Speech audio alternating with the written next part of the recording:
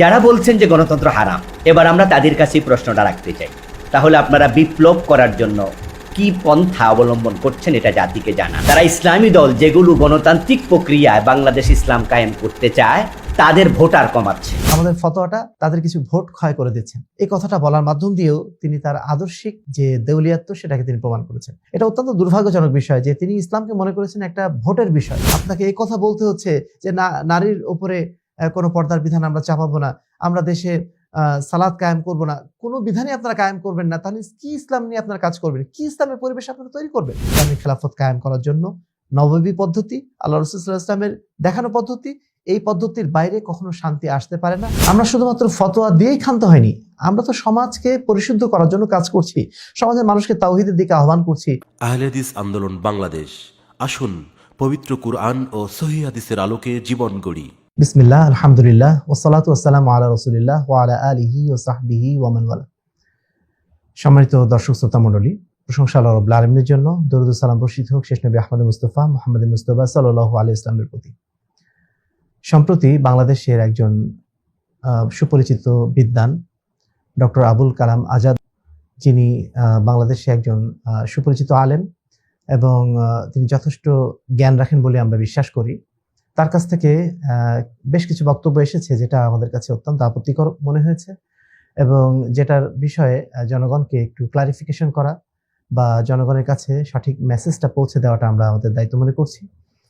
প্রথম কথা হচ্ছে, এই সম্মানিত বক্তা তিনি বলেছেন যে বাংলাদেশে যারা ইসলামী খেলাফতের পক্ষে কথা বলছেন, যারা গণতন্ত্রের বিপক্ষে কথা বলছেন, তাদের সুনির্দিষ্ট কোনো কর্মপন্থা আছে কিনা, এ বিষয়ে তিনি প্রশ্ন তুলেছেন।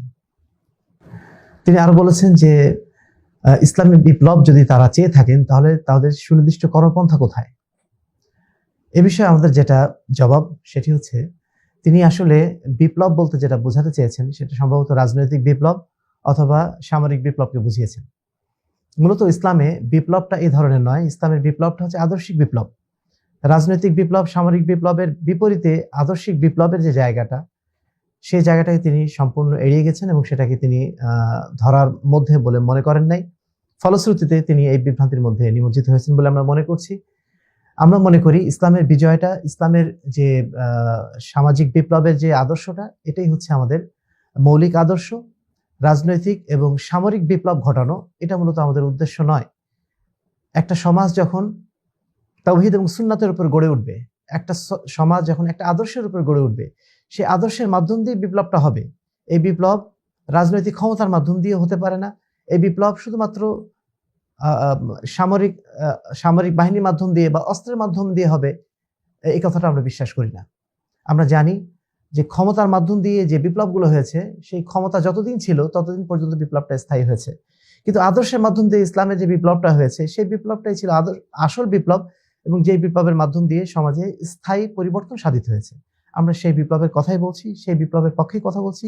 ইসলামী খেলাফত মূলত একটা আদর্শিক বিজয়ের নাম, এটা কখনোই ক্ষমতা গ্রহণের নাম না বা ক্ষমতায় নিজে আরোহণের নাম নয়, অথবা ক্ষমতায় ইসলামকে নিয়ে যাওয়ার যে প্রক্রিয়ায় তারা এগুতে চাচ্ছেন সেটা কখনো ইসলামী খেলাফতের পথ নয়। তিনি প্রশ্ন তুলেছেন যারা ইসলামী খেলাফতের পক্ষে কথা বলছেন তাদের সুনির্দিষ্ট কোনো কর্মপন্থা আছে কিনা। অবশ্যই আছে। আমরা যে কর্মপন্থা নিয়ে কাজ করি সেটা হচ্ছে তাজকিয়া এবং তারবিয়া।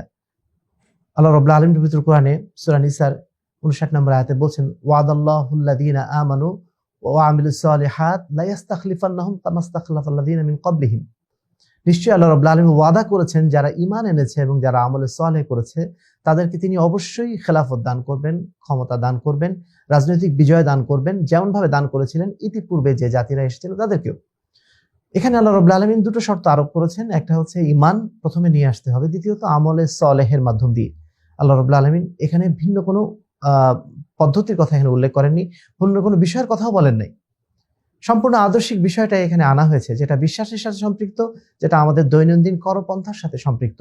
ওই আয়াতের শেষ অংশে বলা হয়েছে, ইয়াবুদুনানি ওয়ালা ইউশরিকুনা বি শাইআ, তারা শুধুমাত্র আমারই ইবাদত করবে এবং আমার সাথে কাউকে শরীক করবে না। অর্থাৎ পুরো বিষয়টাই আদর্শিক বিষয়। আমাদের কর্মপন্থা, মানুষকে আমরা পরিশুদ্ধ করতে চাই তাওহীদের আলোকে এবং সুন্নাতের আলোকে, তাদেরকে পরিচর্যা করতে চাই, তাদেরকে প্রশিক্ষিত করতে চাই, আমরা ইলমুদ্দিনের বিকাশ ঘটাতে চাই, বিশুদ্ধ ইলমের বিকাশ ঘটাতে চাই এবং সেই সাথে আমরা রিজালুদ্দিন তৈরি করতে চাই, যারা এই বিশুদ্ধ দাওয়াতকে সমাজের বুকে ছড়িয়ে দেওয়ার জন্য সামগ্রিকভাবে দায়িত্ব নিয়ে কাজ করবেন। আর এই কারণেই আমরা সংগঠিতভাবে কাজ করি, আমাদের নেতৃত্ব আছেন, সেই নেতার অধীনে আমরা এই দাওয়াতি প্ল্যাটফর্ম, দাওয়াতি কার্যক্রম আমরা চালিয়ে যাই। এবং এর বিজয়ে আমরা কখনো এটা নির্ধারণ করি না যে আমরা ক্ষমতায় যাব। আমাদের বিজয় যেটা আমরা নির্ধারণ করি সেটা হচ্ছে মানুষের কাছে তাওহীদের দাওয়াতটা পৌঁছে দেওয়া, মানুষকে পরিশুদ্ধ করতে পারা, মানুষকে দ্বীনের পথে পরিচর্যা করতে পারা। এটাকে আমরা আমাদের সাফল্য মনে করি, এটাই আমাদের বিজয় মনে করি। আপনি হয়তো বলতে পারেন যে এর সুনির্দিষ্ট সময়সীমা কোথায়? 5 বছর পরে হয়তো আমরা ক্ষমতায় যাব, 10 বছর পরে ক্ষমতায় যাব। আসলে ইসলাম 10 বছর, 15 বছর, 20 বছরের কোনো কর্মপরিকল্পনার নাম নয়। এটা একটা স্থায়ী কর্মপরিকল্পনার নাম। এই বিজয় হয়তো কালকেও আসতে পারে, অথবা এই বিজয় হয়তো 20 বছর পরেও আসতে পারে, অথবা এই বিজয় কখনো নাও আসতে পারে। 1,24,000 পয়গম্বর, তারা যারা এসেছিলেন তাদের মধ্যে কয়জন রাজনৈতিক বিজয় পেয়েছিলেন? মাত্র 4 জন। বাকিরা তো রাজনৈতিক বিজয়ের কোনো খবরই ছিল না। দুনিয়াতে তারা তাদের দাঁড়ানোর জায়গা পর্যন্ত ছিল না, তাদের সাথী পর্যন্ত ছিল না। তাদেরকে আমরা কি মনে করবো তারা তাদের দাওয়াতে তারা ব্যর্থ হয়েছেন, বা তারা তাদের কর্মপন্থা ছিল না, বা তারা তাদের কর্মপন্থা মানে পরিকল্পনাহীন ছিল? এই ধরনের কথাবার্তা বলাটা নিঃসন্দেহে আমাদের ওলামায়ে কেরাম যারা আছেন, আমাদের আম্বিয়ায়ে কেরাম যারা আছেন, তাদের প্রতি একটা অপবাদ দেওয়ার শামিল। সুতরাং আমরা আশা করছি যে তিনি যে কথাটি বলেছেন সেই কথার মাধ্যম দিয়ে আমাদের দিনদার ভাইরা যেন বিভ্রান্ত না হন, তারা যেন এই কথা না মনে করেন যে ইসলামের নিজস্ব কোনো কর্মপন্থা নাই। ইসলামের কর্মপন্থা একটাই আছে, প্রচলিত সমাজ ব্যবস্থার সাথে মিলে যাওয়া। প্রচলিত সমাজ ব্যবস্থার সাথে মিলে যাওয়ার জন্য ইসলাম আসে নাই। ইসলাম এসেছে বিশ্বাসে পরিবর্তন করতে, ইসলাম এসেছে আল্লাহ রাসূলের আদর্শকে প্রতিষ্ঠা করতে।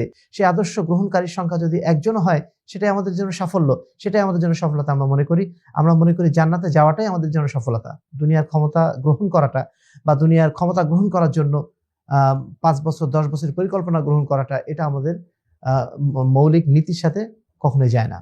এই বিষয়টা নিয়ে আশা করি আমাদের যারা দর্শকদের মধ্যে যারা এই বিষয়টা নিয়ে চিন্তা ভাবনা করছেন, তারা যেন ভুল পথে না চলে যান, এবং সেই সাথে যিনি এই কথা বলেছেন তিনিও তার কথাটি নিশ্চয়ই পুনর্বিবেচনা করবেন এবং সঠিক পন্থায় ফিরে আসবেন, এটাই আমাদের কাম্য।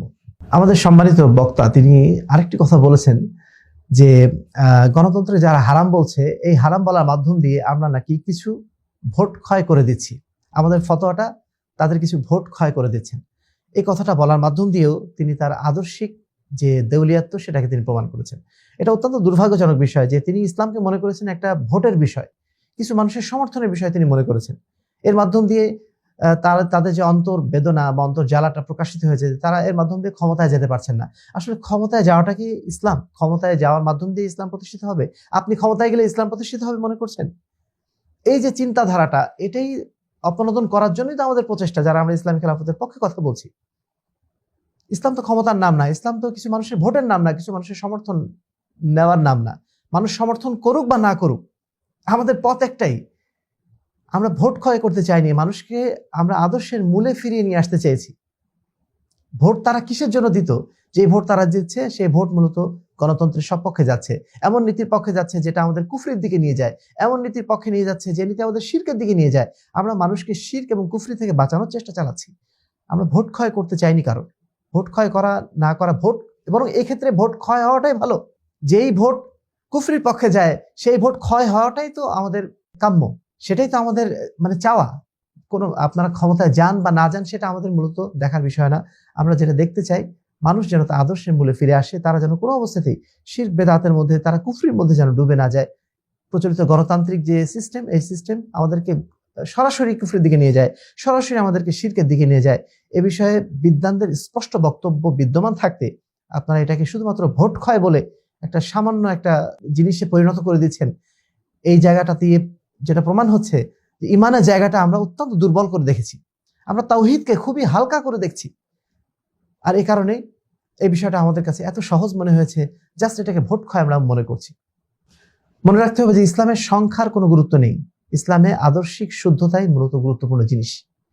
সংখ্যায় যত বেশি হোক না কেন, সেটা যদি কুফরির পক্ষে যায়, শিরকের পক্ষে যায়, সেই সংখ্যা কেবলমাত্র জাহান্নামীদের সংখ্যাই বাড়াবে। এর বিপরীতে যদি কিছু মানুষ অন্তত পক্ষে আদর্শিক শুদ্ধতার পক্ষে আসে, তাওহীদের পথে আসে, সুন্নাতের পথে আসে, সেটাই মূলত আমাদের সফলতা। ইসলামী খেলাফতে যারা আমরা দাবিদার, আমরা এই পথে মানুষকে আহ্বান করতে চাই। আমরা একটা সেকেন্ডও অন্যায়ের পথে মানুষ থাকুক এটা চাইবো না, আমরা নিজেরাও থাকি এটা আমরা চাইবো না। প্রতিটা মুহূর্ত যেন আমাদের কল্যাণের পথে পরিচালিত হয়। ইসলামী খেলাফতের এই আদর্শিক শুদ্ধতার পক্ষে যেন আমরা প্রতিটা মুহূর্তে কাজ করতে পারি, এটাই আমাদের কাম্য। আমরা যে পরিবর্তন চাই, এই পরিবর্তন মূলত ভোটারের সংখ্যার পরিবর্তন না, আমরা পরিবর্তন চাই আদর্শের পরিবর্তন। এই বিষয়টি আমরা আপনাদেরকে বোঝানোর চেষ্টা করছি, এবং যিনি বলেছেন এই বিষয়টা, আমরা আশা করছি তিনি বিষয়টা আবারও পুনর্বিবেচনা করবেন, এবং তার এই হালকা কথাটার মাধ্যম দিয়ে মানুষকে যে কুফরির পথে তিনি ঠেলে দিচ্ছেন, এই পন্থা যেন তিনি আর অবলম্বন না করেন, সেখান থেকে যেন তিনি ফিরে আসেন। আরেকটা কথা বলতে চাই, তিনি বলছেন যে ফতোয়া দিয়েই নাকি আমরা আমাদের কাজ সেরে ফেলেছি। না, আমরা শুধুমাত্র ফতোয়া দিয়েই ক্ষান্ত হয়নি, আমরা তো সমাজকে পরিশুদ্ধ করার জন্য কাজ করছি, সমাজের মানুষকে তাওহীদের দিকে আহ্বান করছি, মানুষকে আমরা শিরক থেকে বিরত থাকার জন্য আহ্বান জানাচ্ছি, আমরা তো সুন্নতের পক্ষে মানুষকে ডাকছি, বেদাতের বিরুদ্ধে মানুষকে অবস্থান নেওয়ার জন্য দাঁড়াচ্ছি, আমরা তো ইসলামের বিশুদ্ধ রূপটা সমাজে প্রতিষ্ঠা করার জন্য কাজ করে যাচ্ছি। আমরা তো শুধুমাত্র ফতোয়া দিয়ে আমাদের দায়িত্ব শেষ করে দেইনি, আমরা তো তাজকিয়ার মাধ্যম দিয়ে সমাজ পরিশুদ্ধ করতে চাচ্ছি, এবং রিজালুদ্দিন কিছু মানুষ যারা দিনের বুঝটা ধারণ করেন তাদেরকে আমরা চাচ্ছি তারা সমাজের বুকে ছড়িয়ে পড়ুক, সমাজটাকে পরিবর্তনের জন্য সাধ্যমতো তারা ছড়িয়ে পড়ুক, দাওয়াত এবং জিহাদের কর্মসূচির মাধ্যম দিয়ে সমাজকে তারা পরিবর্তন করুক।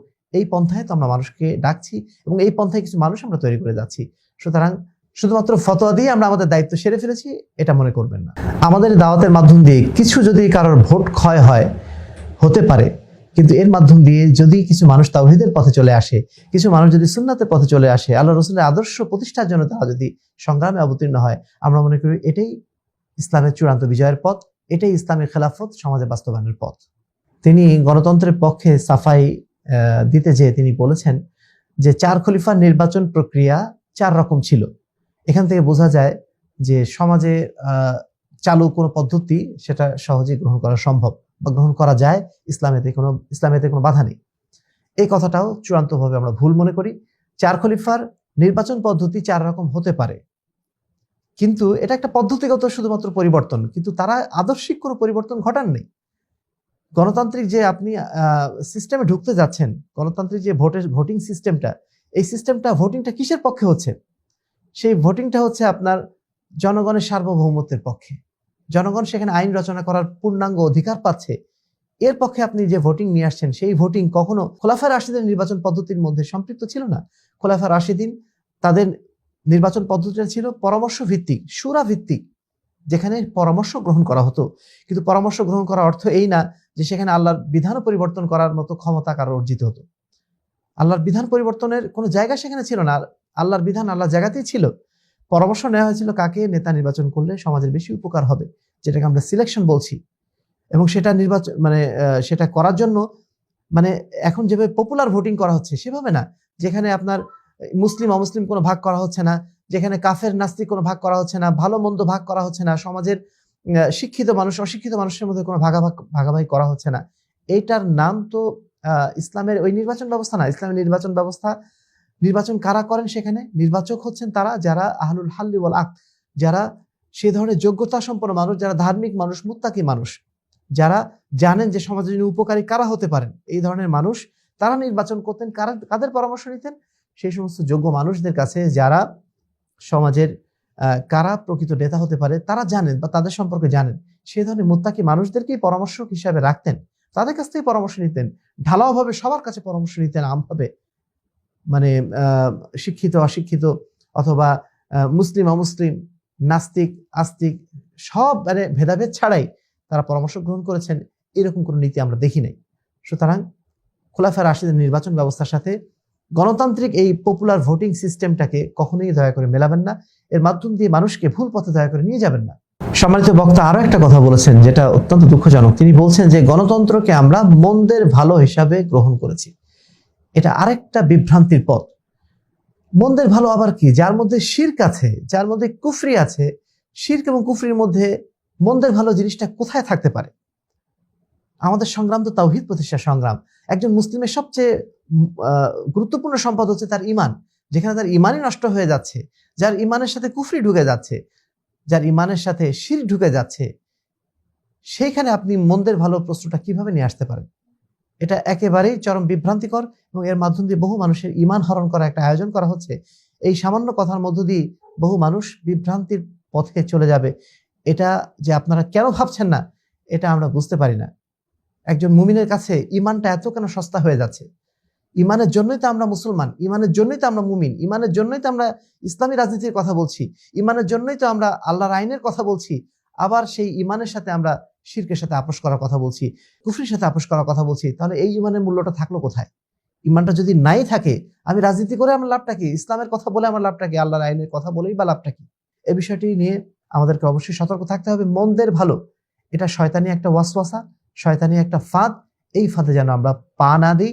আল্লাহ রাসূল সাল্লাল্লাহু আলাইহি ওয়াসাল্লাম যখন তিনি মদিনায় গিয়েছেন, তিনি আউস এবং খাজরাজ গোত্র যারা আপনার ইহুদি, তাদের সাথে তিনি রাজনৈতিক আপোষ বা সামাজিক আপোষ যেটা করেছিলেন, সেটা ইসলামের জন্য সেটা ব্যয়িত হবে এই জন্যই।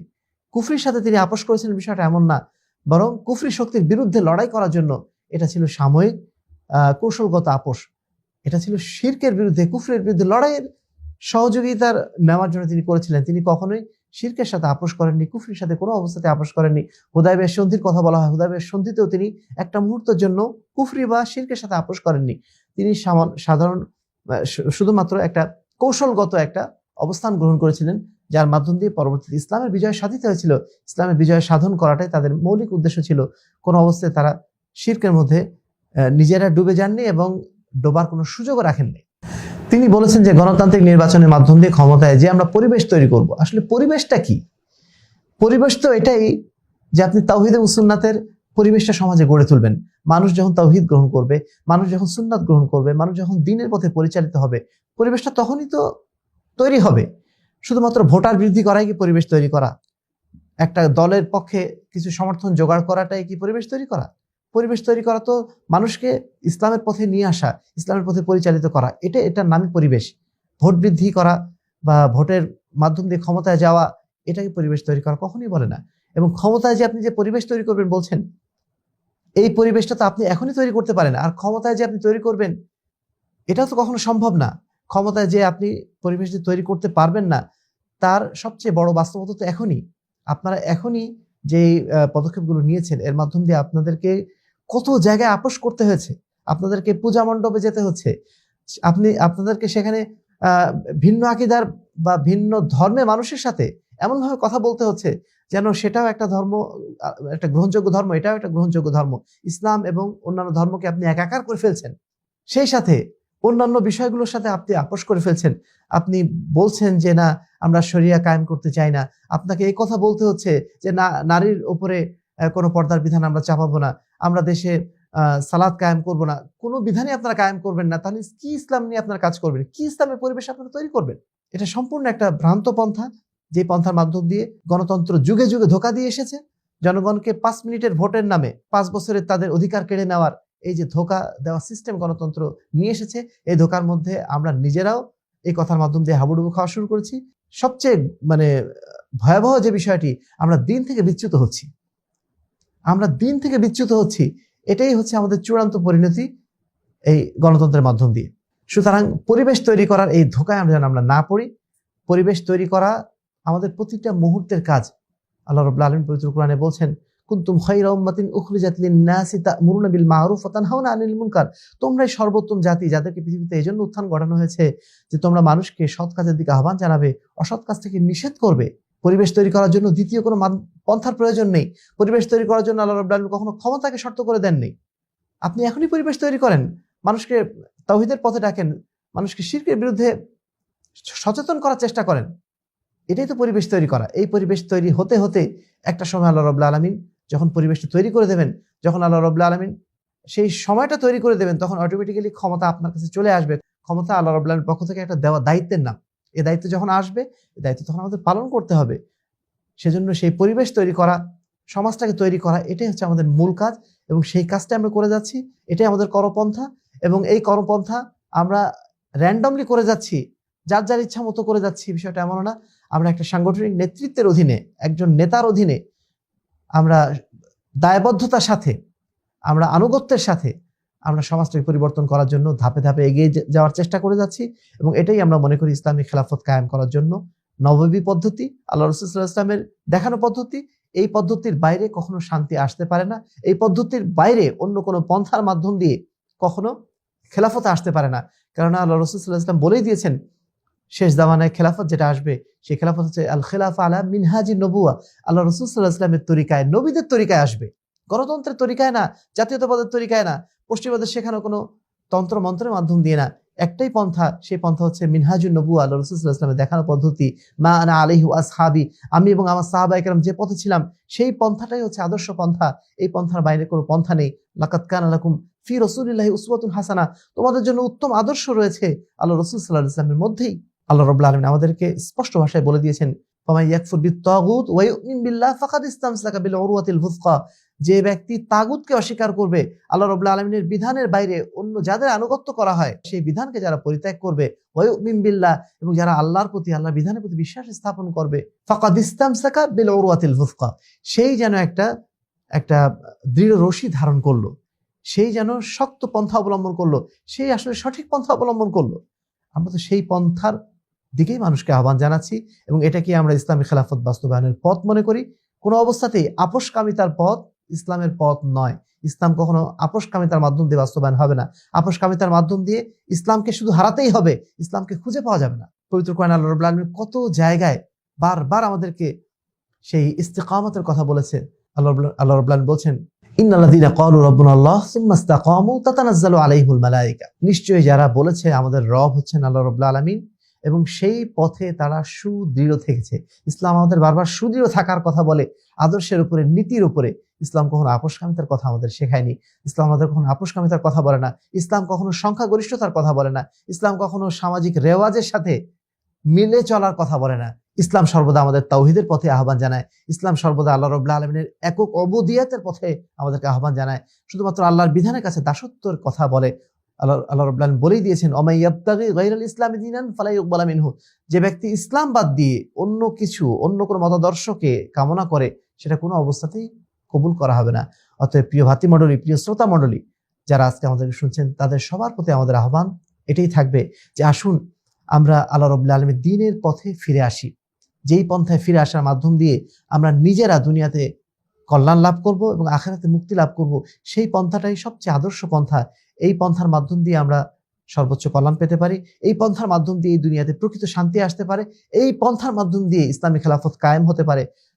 প্রচলিত যত তন্ত্রমন্ত্র আছে, সে সমস্ত তন্ত্রমন্ত্রকে পরিত্যাগ করার মধ্যেই আমাদের প্রকৃত সফলতা নিহিত রয়েছে। তাজকিয়া এবং তারবিয়ার মাধ্যম দিয়ে, রিজালউদ্দিন তৈরি করার মাধ্যম দিয়ে যে পন্থা অবলম্বন করেছিলেন আম্বিয়া কেরাম, সেই পন্থার মাধ্যম দিয়ে আমরা প্রকৃত সফলতা পেতে পারি। এর বাইরে দ্বিতীয় কোনো সফলতার পথ আছে বলে আমাদের জানা নেই। আল্লাহ রাব্বুল আলামিন আমাদের প্রত্যেককেই দ্বীনে হকের উপরে কায়েম এবং দায়েম থাকা তৌফিক দান করুন, এবং প্রচলিত যাবতীয় শয়তানি পথ এবং পন্থা থেকে আল্লাহ রাব্বুল আলামিন আমাদের সকলকে হেফাজত করুন। যাবতীয় ধোঁকা থেকে আল্লাহ রাব্বুল আলামিন আমাদেরকে হেফাজত করুন। যাবতীয় প্রতারণা থেকে আল্লাহ রাব্বুল আলামিন আমাদেরকে হেফাজত করুন। কোনো অবস্থাতেই যেন আমরা বাতিলের সাথে আপোষকামিতার মাধ্যম দিয়ে আমাদের ঈমানকে হারানোর আয়োজন না করি। আল্লাহ রাব্বুল আলামিন আমাদের সকলকে নিজেদের ঈমানকে হেফাজত করার তৌফিক দান করুন। আল্লাহুম্মা আমিন। ওয়া আখিরু দাওয়ানা আলহামদুলিল্লাহি রাব্বিল আলামিন। আসসালামু আলাইকুম ওয়া রাহমাতুল্লাহি ওয়া বারাকাতুহু।